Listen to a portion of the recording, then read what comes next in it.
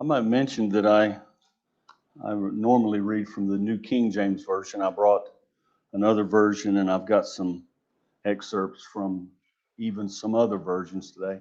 I think it might enhance the study, but I'll be reading from the New King James Version.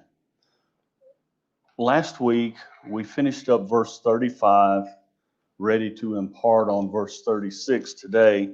I think it might be good to back up and uh, just get the flow of what the apostle was writing. Um, we've said several times that try to approach the study from the concept or the aspect that he's answering questions that were given to him. We don't know what the questions were. We don't know what the struggles were that the Christians at Corinth were facing explicitly as it relates to the questions, but we have the answers. So we've tried to ascertain what the questions might have been and what the Christians were struggling with. I think we're certainly far enough in the chapter that a lot of this falls under the present distress. There was a distress spoken of um, in verse 26, and Paul instructed them because of the present distress that he thought it advisable not to marry. That's a view he held personally that it was best for him not to marry, but he offered it in the view of the present distress, and that's in verse 26. And then in verse 28, he suggested that some that would marry would have trouble in the flesh because of this present distress. Um, I'm going to pick up reading in verse 32 just to get the flow, if you will. But I want you to be without care. He who is unmarried cares for the things of the Lord, how he may please the Lord. But he who is married cares about the things of the world, how he may please his wife. There is a difference between a wife and a virgin. The unmarried woman cares about the things of the Lord, that she may be holy, both in body and spirit. But she who is married cares about the things of the world, how she may please her husband.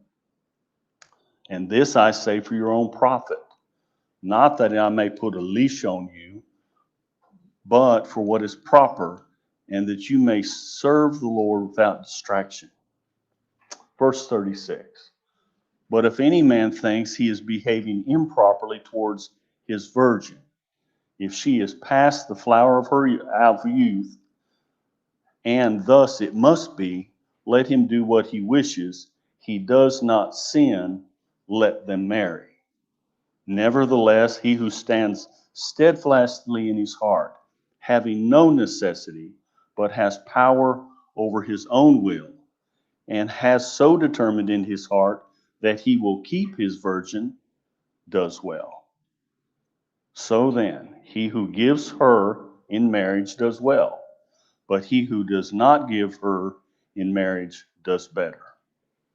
He concludes the chapter in verse 39 and 40 by saying, a wife is bound by law as long as her husband lives. But if her husband dies, she is at liberty to be married to whom she wishes, only in the Lord. But she is happier if she remains as she is, according to my judgment, and I think I also have the Spirit of God. So we've led up to verses 36 and 37 with the aspect of marriage. Marriage has been from, I would suggest, verse 1, where Paul said that he thought it best for a man not to touch a woman. I remember that some commented, and Dave actually asked the question, did I think, or that applied to marriage? And certainly it does. So the whole chapter has, in several respects, been regarding marriage. What can we know about verse 36 and 37? What we can know is there's a man described here. There's a man and there's a virgin. The next thing we know is that there's a concern. There's a concern as to whether or not the man's behavior, has been proper, appropriate towards this particular virgin. A general statement of fact is that the virgin is past the flower of her youth. It's stated in my version as I read, and thus it must be. So something is established that it must be, or if it must be. The apostle said, let him do what he wishes. I think there's some freedom there for this man to do what he desires, to do what he's intended, to make a decision. If the decision is to marry, he does not sin. Let them marry. That's verse 36. There are several other things mentioned in verse 37. Many of them relate to this. Some things we don't know, but would be beneficial to us if we could answer, is what is the relationship of this man to the virgin? And that would describe what her relationship is to the man. One thing we know about the flower of the youth, and I tried to break this phrase down and understand what it means, because it's not something that we would commonly use here. Most that I was able to read from describes this phrase as being, she's no longer a youth, and she's past the age in which young women would normally marry, contemporary to this time and this society and these Eastern customs. She should have already been married. She may not be old. She may be old enough that she has her own decision-making power, but she's certainly not a youth. Think about a flower. It's kind of simplistic in my ways of thinking, but a flower normally blooms when it's young, in the spring. It pops up and it blooms. The flower's still alive when the bloom's gone. And it's hardy and it prospers, and that's the time where bulb flowers are cultivating and making more bulbs for the other crops and harvest. But it's not a young flower.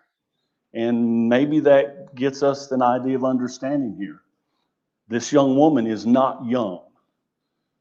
In looking at Eastern marriages, some would describe that marriages and the time appropriate for marriages were sometimes as early as 12 and a half or 13 years old.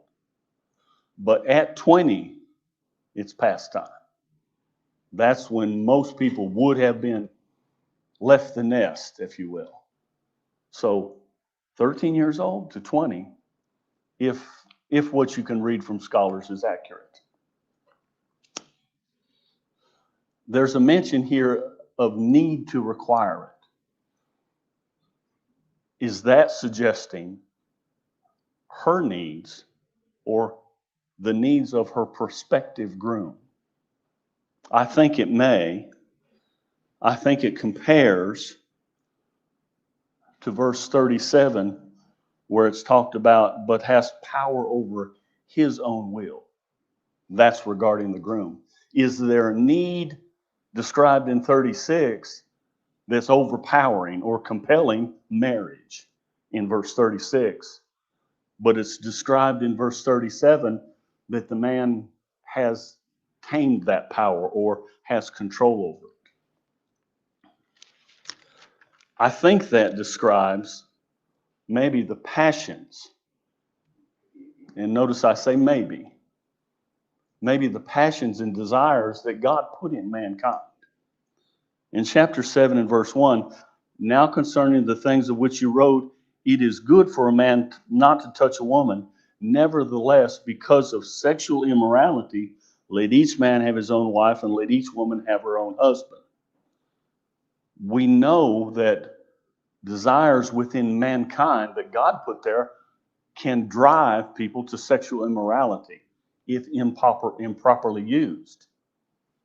Is there, and possibly, I'm asking for consideration, consider that maybe that's what this power and this will and this need is being discussed.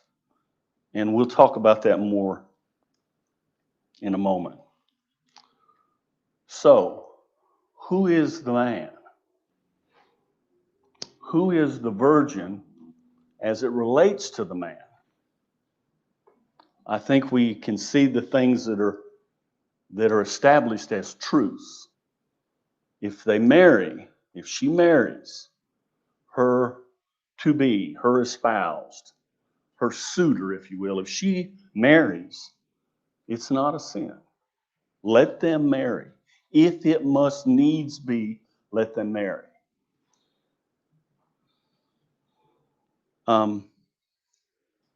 Let me say the reason I'm approaching this is to help me dissect the verse and hopefully to provide maybe an example of how we can look at and discuss things of which we're not sure.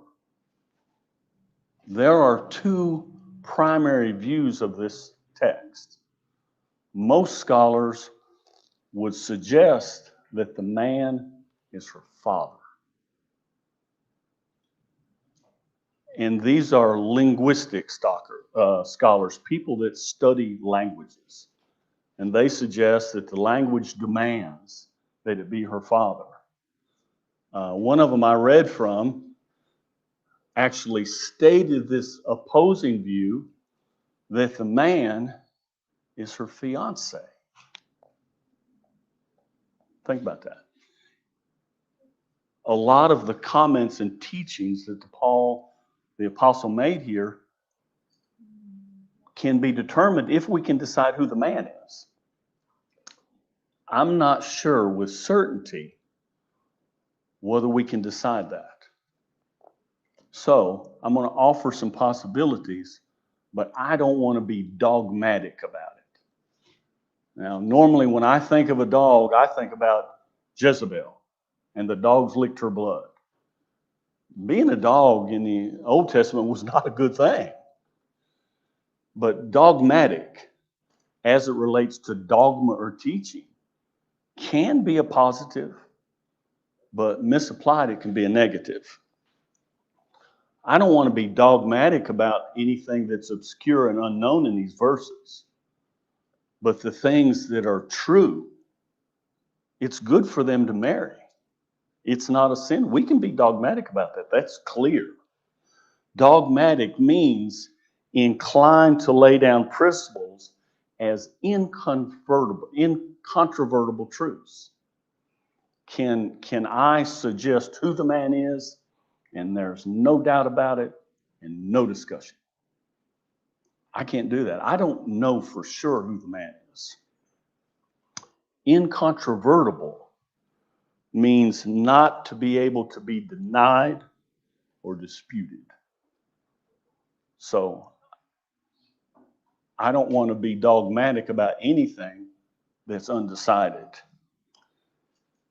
But I want to pursue truth doggedly. If you pursue something doggedly, it's in a matter with tenacity. And you pursue it aggressively because it's the truth about the matter. So, let me read from another version. I think when I study, I try and see what other versions have to say about the same verses. From the New American Standard, the same verses. And notice in your version which words are italicized. My definition in my New King James about italicized, those slanted squiggly letters, they're not in the original text. writers, interpreters have inserted them because they think it best suits the flow or the meaning or the reading of the document. But they're not there in the original text. So, in this New American Standard, it reads, "But if any man think that he is acting unbecomingly toward his virgin," italicized, "daughter, if she should be full of age, and it must be so, let him do what he wishes. He does not sin, let her marry." So from that standpoint, and them inserting the italicized daughter, it puts the man as the father and him granting permission for her marriage. And then in verse 37, "But he who stands firm in his heart, being under no constraint, but has authority over his own will, and has decided this on his own heart to keep his own virgin," italicized, "daughter, he will do well."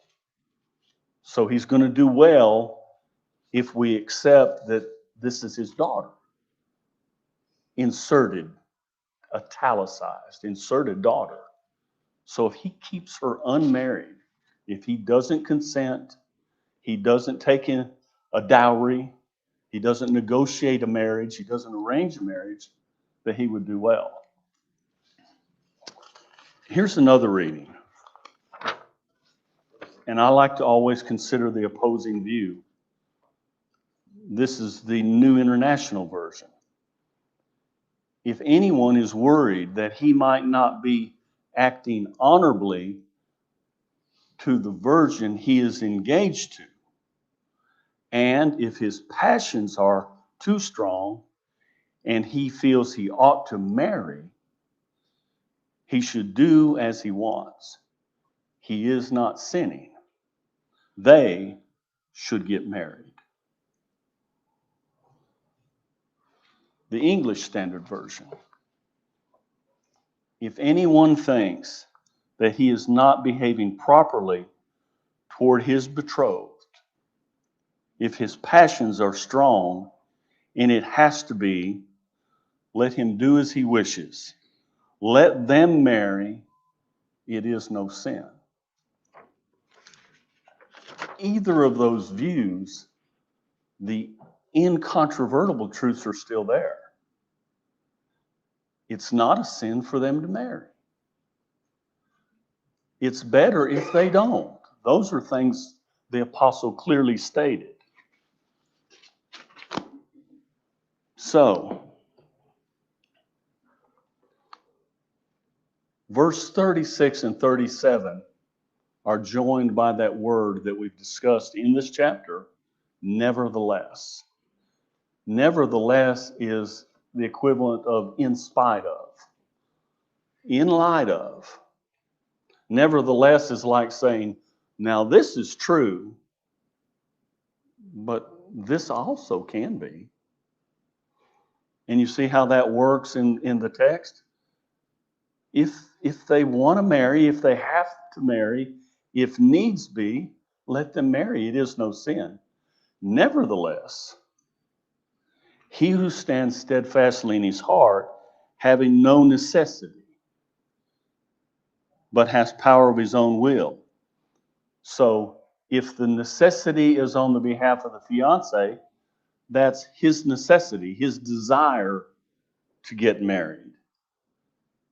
If it's on behalf of the father, he has no necessity. He doesn't feel compelled to allow them to get married, to give consent, to make arrangements, to take a dowry, give permission. But he has the power of his own will. He's going to make the decision. And has determined in his heart that he will keep his virgin. He does well. Verse 38. So then, he who gives her in marriage does well. But he who does not give her in marriage does better. Those are two without doubt truths. If they marry, that's good. If they don't marry, that's better. I think we've already established that Paul thought it was best for people in general not to get married so that they might remain spiritual and dedicated to God, but also because of the present distress. I might mention in my version, verse 38, so then he who gives her in marriage, her's italicized in this reading. That's added. But he who does not give her in marriage, that's also italicized there. If you leave it out, if you leave out the italicized inserted word, it would read, so then he who gives in marriage does well, but he who does not give in marriage does better. Does that demand either way that one is the suitor or one is the father? I don't know. I can't be dogmatic about it. But think about some things we've already understood. And maybe this will cause you to lean one way or another. We know that marriage prevents fornication. If the girl, the virgin, has a suitor, she has somebody she wants to marry, and the father prohibits it, what's he doing to his daughter? What's marriage for? Well, in verse 1 and 2, it's to prevent sexual immorality. So if his daughter wants to get married, and there's not an overriding reason for the father to deny it, there's no compelling reason. The man doesn't have a broken first marriage. He doesn't have a right. It's a person that is acceptable. But I don't want my daughter to get married. I want her to just stay home with me. Is he putting her in a bad situation? The same desires that men have for marriage, women have. Maybe that is a reason to consider that the man is not the father, but the fiance. So, in these verses, there's things we can clearly know. To me, it's interesting to study these in this way because they don't impact our salvation. Things that are important for hearing and believing and repenting, confessing, and being baptized and obeying the gospel in Christian living, we can be dogmatic about that. We can pursue those things doggedly, with tenacity. We can know that. But here are Christians that had a problem. They had a question. And I've always looked at it like this. This is a private letter. This is a letter. And we're looking at it. And we're learning things from it. And we're making application to us. But, and I don't mean this literally, but I want you to think about it. We're kind of spying on them. We're looking into their letters. I think I've told this class, I remodeled a kitchen. Brother Glenn built the cabinets in Gunnersville, and I tore out a kitchen, and I found an envelope from the 1940s. And it was addressed to a woman that was the sister, I believe, of the man that built the house. And the letter was unopened. And it came from European theater, from a boy she was sweet on that went to war and never came back. So I got the letter, give it to the man, and he said, yeah, that was addressed to my aunt. She's passed away. So there was the question was, did she get a letter, or there was a letter addressed to her from a suitor in Europe that died in World War II, and she never got the letter? I don't know if they opened it. I didn't ask. But I think about that when I read these. I don't really think I'm spying on them, but I'm looking at what they were dealing with. And I'm trying to find a way to live better. I'm trying to find a way to apply it to myself that I can be a better brother to you, and a better husband to my wife, and a better father to my children, and a better employee for my employer. So we're looking at their personal letters. I think maybe not appropriate to say private letters, because we know churches were admonished to distribute these and share them. But this is their letter. So I think there was a man, and I think there was a virgin, and I think she had a suitor. And if she wanted to get married, I hope her dad consented of it. And if she's sweet on this guy, and he's going to be a good husband to her, if he's going to be a Christian, if they're going to raise Christian children to serve and work in the kingdom, I hope they married. And I hope they live happily ever after. But if she didn't, think about what we read. There is a difference between a wife and a virgin. The unmarried woman cares about the things of the Lord, that she may be both, that she may be holy both in body and spirit. If it was her dad and he didn't consent, I hope that met her desire. I hope she was okay with it. I hope she served the Lord. You know, if she didn't marry, she didn't have to worry about this guy like my wife does. She could focus on the Lord. And see, that's some of the incontrovertible thing that Paul teaches here in this chapter. The unmarried are free. They have liberty to focus on the Lord without the normal cares of the world. It's something you young people need to consider as you seek out a mate. Your husband's going to make demands on you. Your wife's going to make demands on you. You have a responsibility as a mate to your mate. I think you should consider that.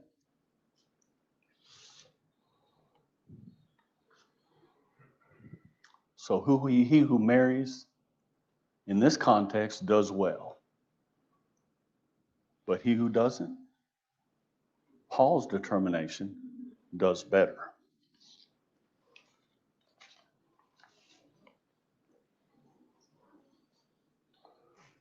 Verse 39. And I think this is important for marriage in general, but I think as it relates to this situation. If it's a suitor contemplating marriage to her, if she's contemplating marriage to a fiance or somebody she's sweet on, somebody she wants to marry, or if it's a father that is considering this person that wants to marry his daughter, or he's considering his daughter's wishes to get married, they all need to remember a wife is bound by law as long as her husband lives. This is a very important decision, marriage. I've heard it said, possibly, and I think more probably, I think people's decision to obey the gospel is the most important decision they'll ever make. But as it impacts your daily life, welfare, happiness, your life to the end of your life, marriage is the most important question. And I said, with the exception of obeying the gospel. And you have the least amount of experience to do that. What if the scholars were right? And this virgin is past the flower of her youth. She's 21. She might be 21 years old and considered past the normal age of marriage, and she's making this lifelong decision. Whew. I wasn't ready to make that decision at 21. The most important decision you might make, other than obeying the gospel, you're least equipped to make it. So, if the man is her dad, she might ought to listen to him. She might ought to consult him. If these constraints and desires and wishes and needs are not the passion of her suitor, but really the concerns of her dad, she needs to listen. She needs to consult him. She needs to say, Dad, let me ask you a question. Consider those who've gone before that have done this and made decisions and mistakes and corrections and gained that experience. It's a really important decision. A wife is bound by law as long as her husband lives. And we know, I think this audience here knows, and we've applied it in this 7th chapter, this same applies to a man. We could read it as if a man or a husband is bound by law as long as his wife lives. That would not be an error in teaching. So the husband and the wife, you're bound. You're bound. It's a covenant relationship. Remember Malachi? We've read that. God witnessed it. He witnessed it. This is his plan. Marriage is his, as Malachi describes it, his holy institution. These aren't just some kids making a decision. It's more than that. It's a holy institution. A wife is bound by law as A wife is bound by law as long as her husband lives, but if her husband dies, she is at liberty to be married to whom she wishes, only in the Lord. But she is happier if she remains as she is. That would mean remain widowed, according to my judgment. And I think I also have the Spirit of God. We've, in this 7th chapter, talked about 2 Corinthians 6:14 and the admonition, the direction for Christians not to be unequally yoked. I think that's possibly why this is suggested here. It's, I think in that context, what does a believer have to, why would they want to take part with an unbeliever? And I'm paraphrasing. Paul advises that here to the widowed woman.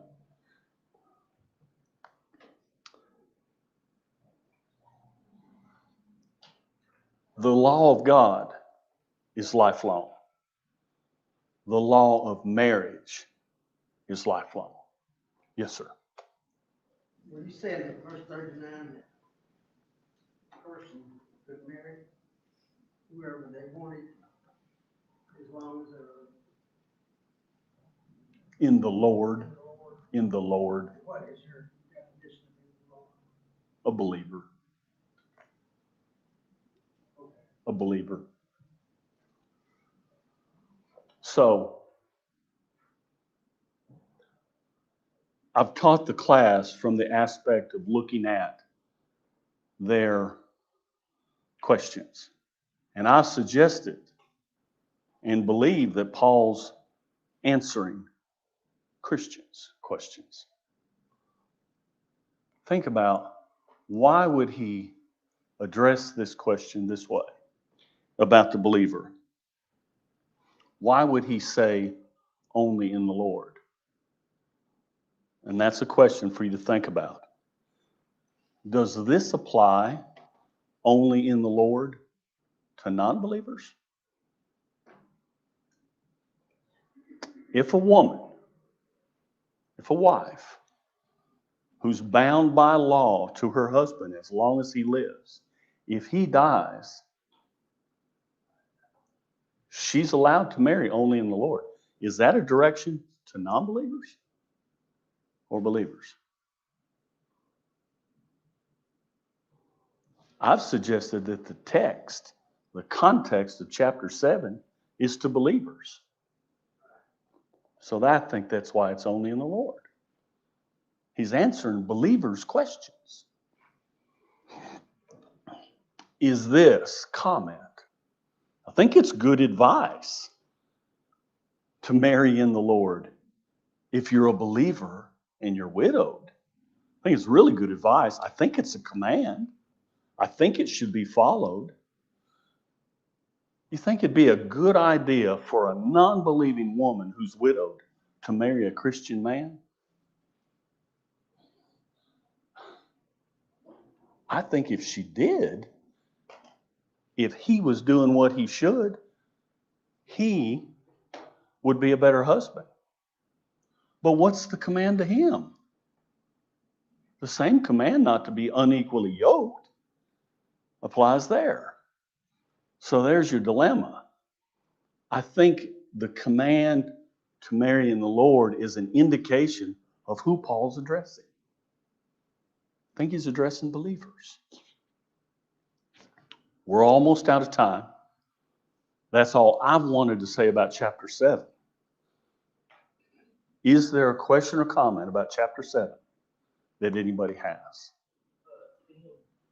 Nobody else has to say. I'm just taking one time to ask a question. It's interesting to me that it's, in this, well, I'm just gonna say it verse 36. What I was kind of thinking about is where they see that God is allowing this stuff. I think that has anything to do with, jump back up here in verse 26, talk about about present distress. Is that tied into this thing? Will they marry? And I don't know either, but it seems like I could. Yeah, does well and does better. There's no sin. I think that could be implied, that it's because of the present distress. And do we think in the, we know that it's not, and you stated it very well, we know it's not a sin to marry as long as both parties are eligible for marriage.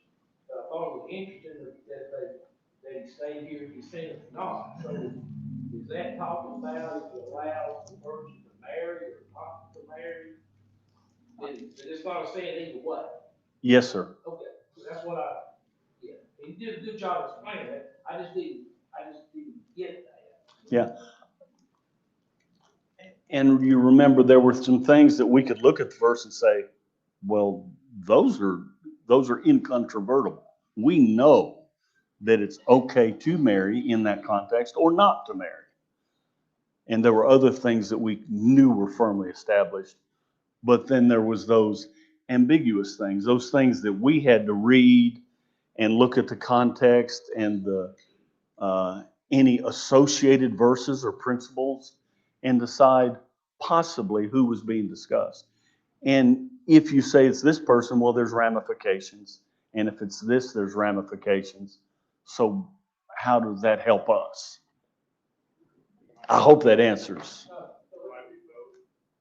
It might be both. It might be both.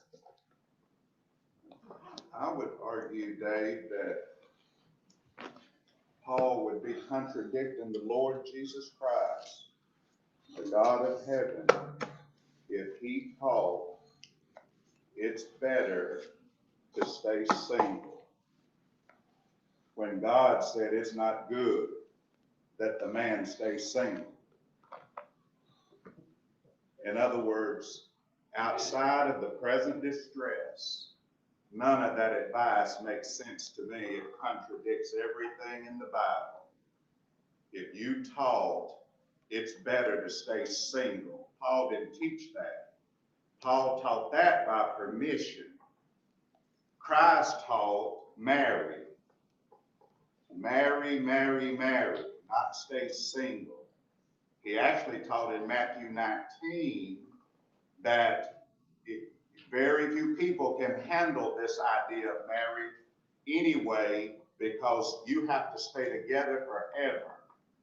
And, you know, just eunuchs, these few exceptions is who can handle it. Paul was one. But everything in that chapter contradicts Christ if it's not because of the present distress, because it runs opposite of what every other verse in the passage teaches. How could Paul be saying, hey guys, it's better, you do better, you know, it's well to marry, but better to stay single, when God said it's better to marry. It's not good that the man should be alone. And then Paul saying, yeah, it is better that he be alone. Well, I can explain it if Paul is saying under these particular circumstances, yes, a man would do better if he advised his daughter to just stay single right now, so you don't have all these problems trying to serve God and have a husband. I believe that just for your consideration, is what's under consideration in all of it. None of it makes sense to me if it's not the present distress. It contradicts everything I can read in the Bible. And Rod, that's what I thought too. I thought it was just concerning the present distress. That would be. It's all it could be. And he's saying, if you call being single, stay single. Well, he wouldn't teach. Only way that's true, you'd have fornication running amok if he's telling folks to stay single. That's why we marry, see, to avoid fornication. So that advice just runs opposite of what everything you read in the Bible, if it's not because of just a particular circumstance that's happening here. And they asked Paul, and incidentally, we know the questions don't matter 5 cents. The reason we know that is because God didn't tell us the questions. He wanted us to know the question. Go to the next chapter, you'll see 50 questions. He knows how to ask the question, but the questions ain't important anyway. He wanted us to know the answers. I know that for a fact because Peter told me. I don't even have to worry about the questions at all. I can guess and wonder, and that's fine. But he didn't give one question down through that whole thing. So we don't need to, obviously it's unimportant to our Lord what the questions were. But anyway, just consider that day. I think it contradicts everything if it's not because of the present distress. That present distress could be wartime. Well, we don't know what it was. No idea. We know it was something, but we could say it might be, but, you know, wouldn't be. Yeah, I don't know. Anybody else? And Tim, just to be clear on the other point, I agree that I don't know that, to some respect, I don't think it matters if it's the husband or if it's the dad.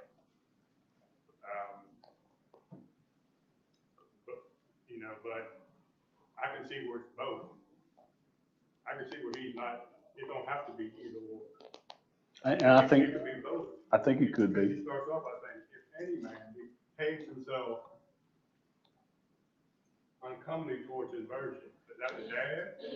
Could be. Is that the husband? I mean, the future husband could be. Could be. Is he addressing both of them? Yeah. He Could be. addressing both of them. Could be. Yeah, I think the wording allows, but I don't know what scholars say about that. I really don't care about them, but it could be both, obviously. Could be. Anyone else? Thank you.